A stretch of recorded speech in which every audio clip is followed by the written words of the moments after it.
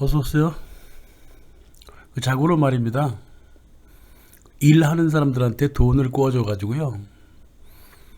그 돈을 일부러 갚지 못하게 만들어서 일하는 사람의 공장이라든가 인부라든가 하물며 가족까지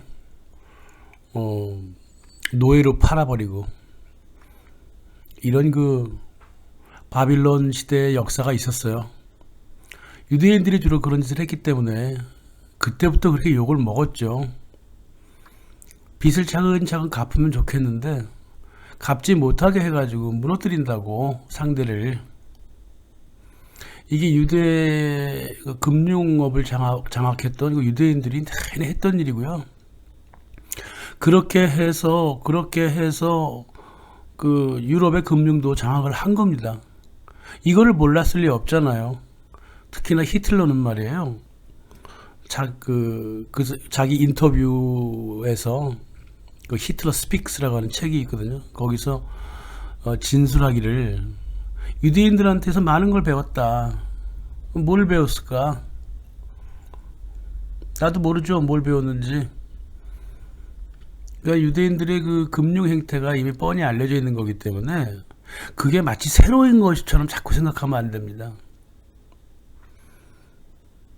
이 해당 정부로 하여금 기업을 크게 만들어 놓고, 크게 만들었다는 소리는 빚을 그렇게 졌다는 소리예요. 그리고 그 정부를 다시 이용해서 그 기업의 자산을 빼앗는 재사유화, 이것이 이제 단초를 보인 두 체제가 파시즘하고 나치즘이었는데, 이거를 실제로 성공시킨 사람은 바로 루즈벨트예요. 그래서 이 루즈벨트 사례 이후로, 루즈벨트의 뉴딜 사례 이후로 똑같은 시나리오가 계속 반복이 됩니다. 전 세계적으로 반복이 돼요. 대기업 키워주고요. 그 대기업한테 빚을 크게 지어요. 저 단어 틀린 것 같은데, 빚을 크게 지우고, 그리고 나서 이용자 못 갖게 한다거나 이래갖고, 아니면 전쟁을 일으켜가지고 그 기업의 지분을 뺏어오든가 자산도 뺏어와 버린단 말이에요. 그리고 그 이후에도 이제 정부도 마찬가지로 정부 이용자를 계속 불러일으킵니다. 네. 그리고 또 부자는 감세시켜버리죠. 그러니까 기업들은 감세시켜주는 거야. 대기업 얘기하는 거예요. 옛날에 말이에요. 부시가 감세 그러니까 서민들은 자기네들한테 세금 깎아준 줄 알았다? 어쩜 이렇게 순진할까? 정말 가슴이 아플 정도로 순진해요. 그리고 이제 기업인을 공무로 발탁해요. 한국도 대단하잖아요. 이명박이라고 하는 기업인을 대통령을 시켜준 나라야. 이 나라가 대단한 나라입니다. 또 국제기구 가입하려고 그 난리를 쳐. 그 가입해봤자 별로 그렇게 이익도 없거든. 웬만한 국제기구들이. 뭐 하려고 가입하려고 그래? 규제나 받지. 물론 이제 가입해서 일을 하면 융자 문제를 좀 해주겠다 그러는데, 그러기 전에 융자 없이도 일할 수 있게 좀 만들면 되잖아. 그런 거 안 해. 그러니까 정부란 게 그래요. 대통령이라든가 내각이라는 게 나라가 망가지든 뽀개지든 말든 지금 당장 돈을 빌려와서 지금 당장 국민들 그냥 잘 사는 것처럼 보이게만 해주면 표를 계속 얻을 수 있고, 그 사이에 자기도 챙기고, 이런 거죠 다. 그렇게 해서 국가가 금융 자본가들한테 잡혀 먹게 되는 거예요. 이거는 이미 베니스 시절 12세기부터 계속 있던 일이에요. 12세기, 13세기, 14세기, 15세기 끊임없이 국가 정부의 발목을 잡으면서 이익을 추구해 왔던 이 금융가들의 전략이라고. 한 번 보고 배우고 두 번 보고 배워서 세 번 배웠는데도 못 알아들으면 그냥 머리 나쁘다고 치고 그냥 공부 안 하는 게 좋습니다. 언젠가 뉴딜을 자세히 다룰 기회가 있을 겁니다. 오늘은 뭐 간략하게 볼 텐데요. 이 루즈벨트의 그 정책이 파시즘이고 나치즘이고 그랬다고 국법을 막 갖고 막 뒤흔드니까 그렇죠. 근데 그것이 기업을 위한 일이었기 때문에 사람들은 그게 자유민주주의 그냥 그 흐름인 줄 알았어. 그래서 뉴딜은 그 투자와 산업활동, 노동시장, 먹을거리, 뭐 유통산업 이걸 국가기관으로 이 통솔화, 일원화했어요. 공산당이지 뭐 쉽게 얘기하면. 근데 이게 이제 파시즘과 나치 경제 틀을 그대로 갖고 온 거예요. 루즈벨트가 누굽니까? 루즈벨트가 했던 짓은 전혀 미국인들 기억하지 못하고요. 루즈벨트가 한 말만 기억해요. 그래서 하여간 말을 잘해야 돼. 아무튼 월가로부터 미국인을 지켜준다 그랬죠. 루즈벨트가. 응? 얼마나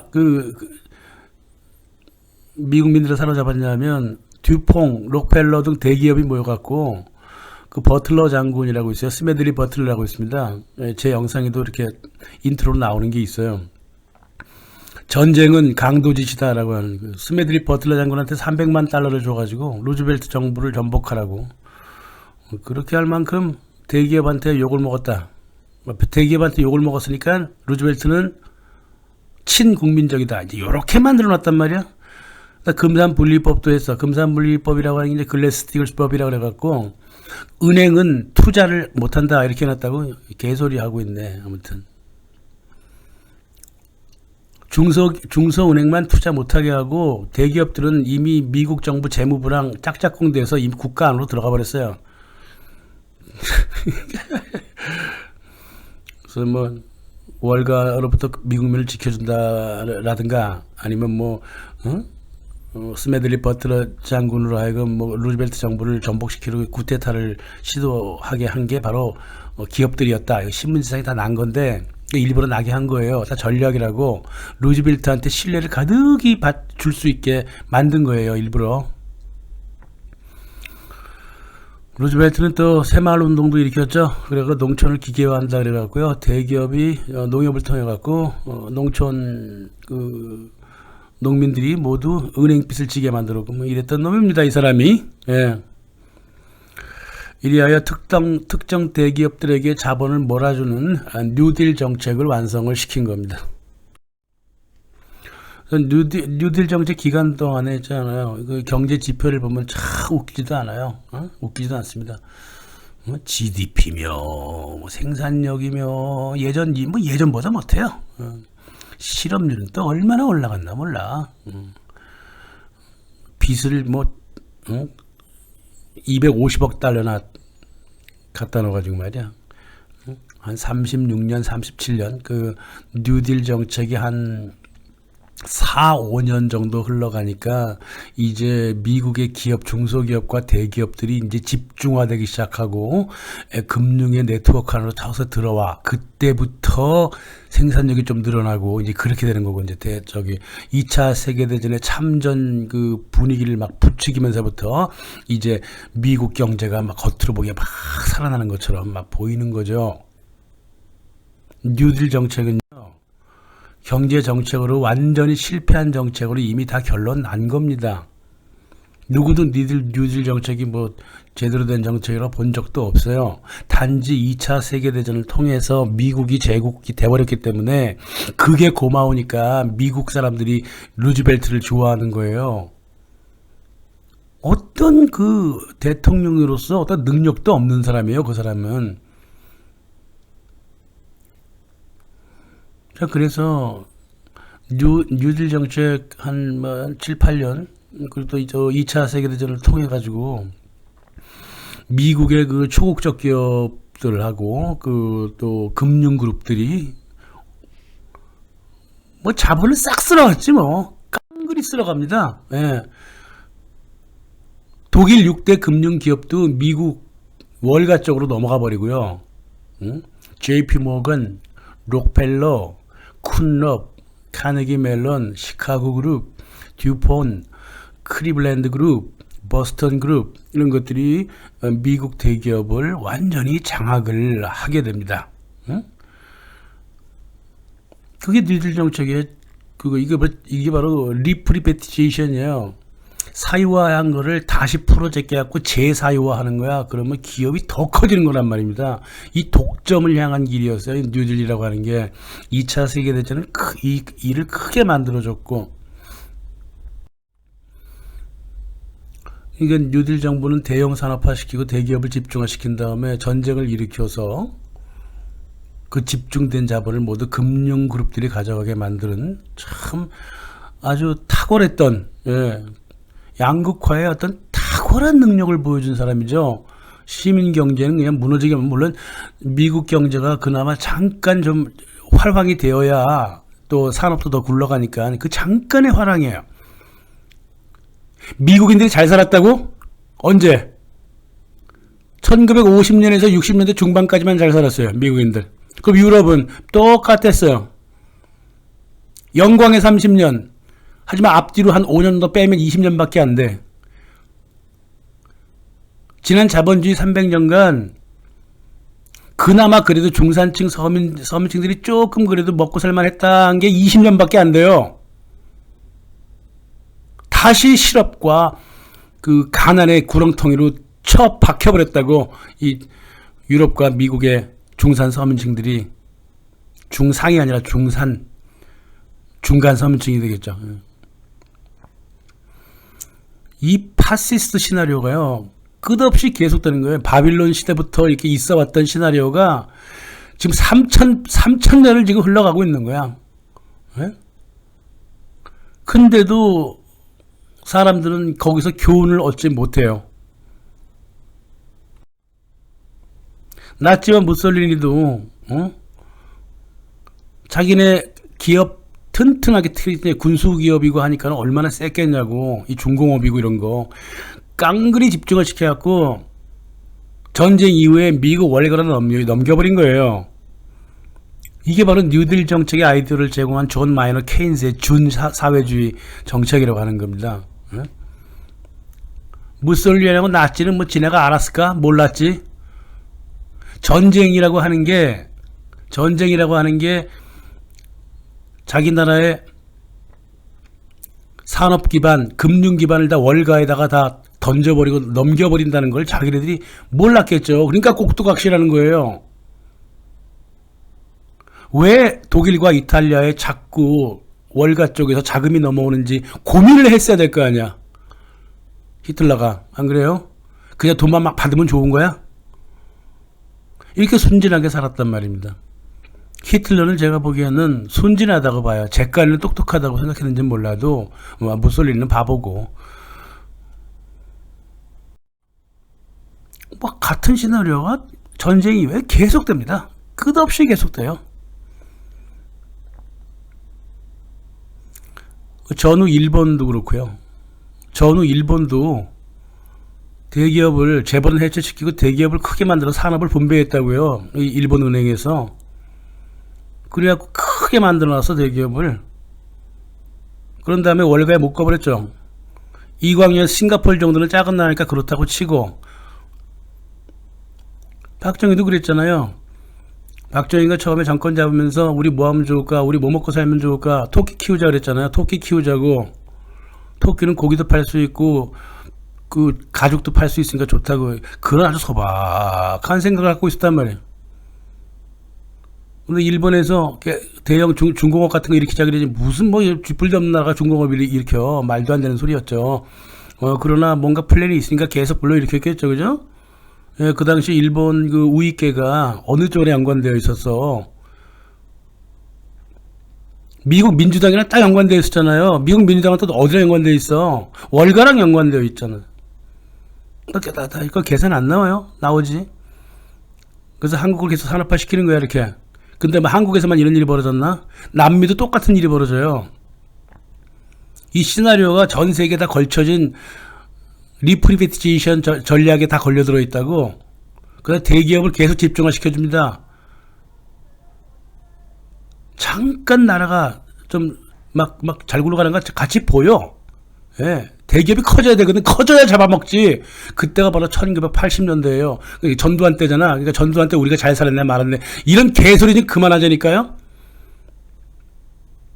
이 정도 수준밖에 안 돼. 이 사람들이 지금. 집중한 다음에 뭐 했어? 그 다음에 규제 풀었잖아요. 1988년 서울 올림픽 기점으로 서울 올림픽을 아무한테 줘? 미쳤다고 올림픽 조직위원회가 IMF하고 월드뱅크 월가말 듣지 않고 함부로 올림픽을 만들어줄 것 같아요? 금융 자유와 약속을 받고 올림픽 만들어준 거 아니야? 그러니까 1989년부터 올림픽 끝나자마자 바로 자유화가 시작돼요, 한국이. 소비 엄청나게 일어납니다, 그때부터. 대학생들이 막 카드를 몇 장씩이나 갖고 있어. 90년대가 그런 시대였습니다. 금융을 최대한 빵빵하게 불려놔. 민주화 운동 막 일으켜. 그런 다음에 97년에 잡아먹어버리는 거예요. 어? 다시는 못 빠져나와, 이제. 97년에 잡아먹힌 한국의 대기업 지분과 금융조직은 월가의 조직으로부터 다시는 빠져나올 수 없는 구렁텅이에 들어갔단 말이에요. 이 한국만 그래? 일본도 그렇고 다 그래요. 남미는 말할 것도 없고 유럽도 그렇고. 이게 바로 자유 파시즘이라고 하는 거예요. 우린 다 알고 있습니다. 예. 뭐 간단하게 뭐 얘기할 것도 없어. 스탠리 피셔 그때 1997년 12월 24일 날 롯데호텔이죠, 아마 내 기억상. 롯데호텔에 월가에 9개 금융조직 대표 모아갖고 570억 주자 그러면서 나라를 갈기갈기 찢어발겼죠. 스탠리 피셔가 누구야? 나중에 이스라엘 은행 총리 되는 놈이잖아요. 유대 금융 안으로 팍 들어가 버린 거야. 이 한국 경제 전체가. 그래갖고 30대 기업 뭐 다 갈기갈기 이리저리 다 찢어졌지 뭐. 그때 1990년대에 한국 대학생들이며 한국 여대생들이 돈 쓰러 돌아다닌다고 막 욕하죠. 한국 국민이 돈을 과연 얼마나 썼을까? 대기업의 10분의 1도 안 썼어요, 한국 국민들. 다 대기업들이 다 돈을 빌려갖고, 흥청망청 지랄들 하다가 자기네 회사도 다 뺏겨버린 거지.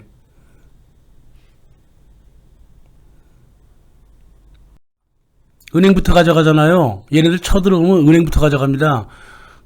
당연하지. 여러분들이 딴 나라 쳐들어가 보세요. 은행부터 잡아야 돼요.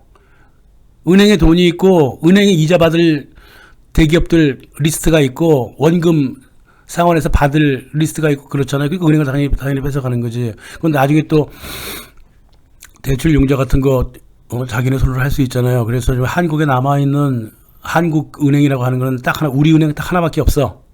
나머지는 죄다 외국은행이에요. 그렇게 볼 수 있다 그 말이에요. 지금은 대기업이라고 하는 게 국적이 없는 거예요. 10대 기업의 외국인 지분율이 일단은 이제 40%였거든요. 2012년에. 계속 올라가지 뭐. 배당률도 올라가고 끝없이 올라가는 거예요. 삼성전자가 그거 많이 팔아갖고 주식을 좀 많이 사들여서 한 51% 정도 차지했는 모양인데 옛날에는 51% 외국인이 다 가지고 있었다고. 근데 삼성전자라고 하는 것도 마찬가지잖아. 삼성전자의 그 고위직 직원이요. 수만 명 되거든. 반 이상이 외국인이에요. 자, 보자고요. 그러면 삼성전자에서 50% 해외로 날아가 버리지. 외국인들이 가져가지 돈. 에? 그러면 직원들 월급, 외국인들한테 월급 반 이상 줘버리지. 그리고 자기네들 챙길 돈들은 어디다가 저 돈을 맡겼겠냐고. 외국은행에 맡겨놓을 거 아니에요. 더 이상 삼성이고, 현대고, 기아고, SK고, LG고, 한국 기업 잘 나가다 이런 소리 하지 말라고요. 삼성이 잘 나가서 여러분들한테 이익이 된 게 뭐가 있었어요? 대만이 말이야, 대기업을 키우지 않아갖고, 경제의 그 몸집이 더 커지지 않는다고 막 한탄하고 한국을 보라고 막 난리를 치는데 내실이 탄탄한 나라가 어디예요? 대만이잖아요. 바깥에 보니까 한국이 그러니까는 우리도 한국처럼 대기업 키우고 이거 다 대학생 아주 순진하고 철딱서니 없는 사고방식이고 남미 가보세요. 대기업 엄청나게 키워놨잖아요. 그러나 중소기업이 없잖아요. 그러니까 국민들이 모두 쓰레기가 돼버리잖아. 다 거지들이야, 국민들이. 한국은 그래도 거지들이, 그래도 국민들이 거지는 아닌 것이 중소기업이 활성화되어 있어요. 아직까지도. 대만처럼. 그분한테 감사드려야 돼요. 대기업들은 외국인 기업이에요. 그렇게 생각하시면 되는 겁니다. 간단하게 생각하기 싫으시면, 아, 한국의 5대 대기업은 외국인 기업이구나. 이렇게 생각하면 돼요. 처음 출발을 한국으로 잡아갖고, 한국 서울에서 태어난 애가 4살 때 미국에 가가지고 50살이 됐어. 걔 한국 애야, 미국 애야.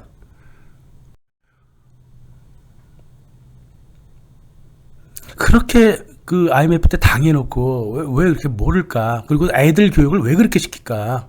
애들 교육을.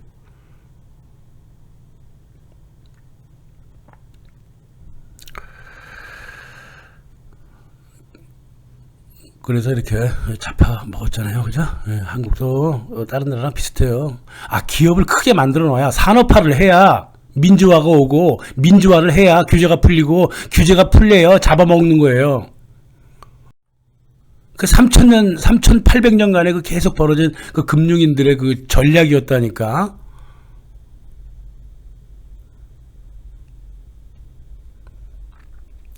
그래서 이렇게 계획된 사유화는 말이에요. IMF 영향받은 모든 국가에서 동일한 방식으로 행해졌습니다. 사람들은 가끔씩 이걸 양털깎기라고 얘기도 하고 뭐 이러지만 그건 부분적인 것이고, 아무튼 간에 기업의 살도 안 쪘는데 잡아먹을 수는 없다고, 그리고 독재자들은 원래가 기업을 자기 손에 넣고 싶어하고 항상 넣는다고 느껴지지만 기업이 더욱더 커지면 결국은 그 독재자를 제거해버렸다고요. 퇴임을 시키거나 암살을 시키거나 이래가고 제거하고 감옥 속에 집어넣고 제거하고 그 커진 기업의 자산을 융자라든가 전쟁을 통해서 뺏어오는 게 이 금융자본가들의 기본적인 그 모델이었어요. 영업 방식이라고. 거기에 걸려든 주제에 뭘 그렇게 그 자꾸 이상한 말을 하냐고요. 그리고 민영하며 국영하며 자유주의며 사회주의며 다 이게 다 이 금융자본가들이 양쪽 선에서 놓고 움직이는 거예요. 어느 한쪽도 없으면 안 돼요. 자유주의만 있어도 안 되고요. 사회주의만 있어도 안 됩니다. 이 양쪽이 다 있어야 산업화도 시키고 민주화도 시켜갖고 규제를 철폐시킨 다음에 융자와 혹은 가끔씩은 전쟁을 통해서 그 축적된 그 수많은 자산과 자본을 뺏어올 수 있는 거예요. 지금까지 계속 이렇게 해온 거야. 사회주의 타령하지 말고 자유주의 타령도 하지 말라고요. 우리 영상은 그렇게 한쪽으로 치우쳐서 진영 논리 계속 피우는 사람 별로 그렇게 썩 좋아하지 않습니다.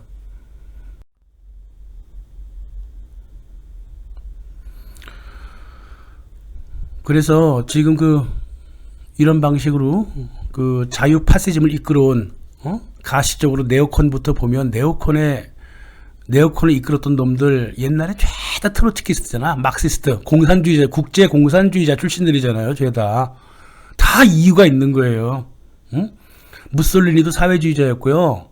히틀러도 노동당 출신이잖아요. 뭔가 다 그런 생각을 갖고 있기 때문에 그런 사슬 안에 걸려드는 거야.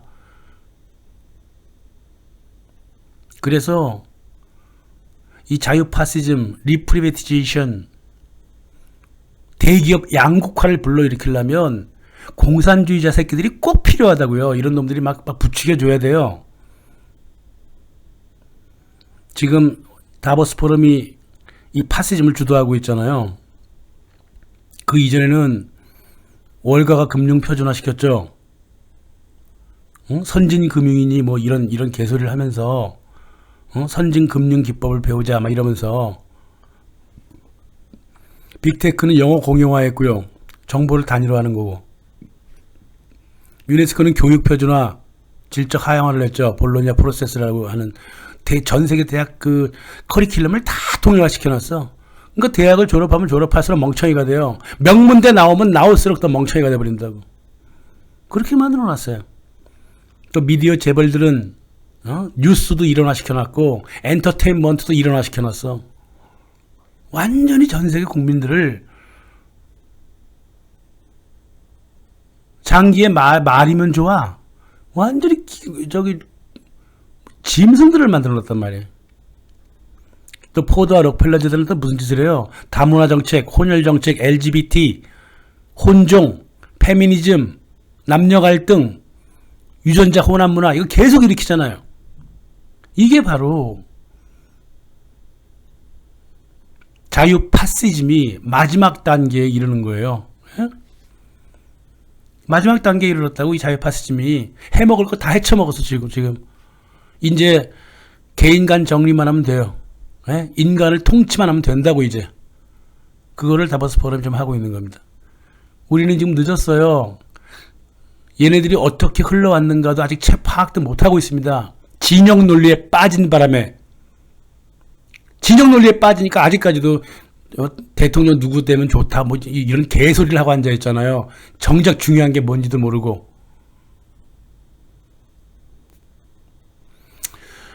감사합니다.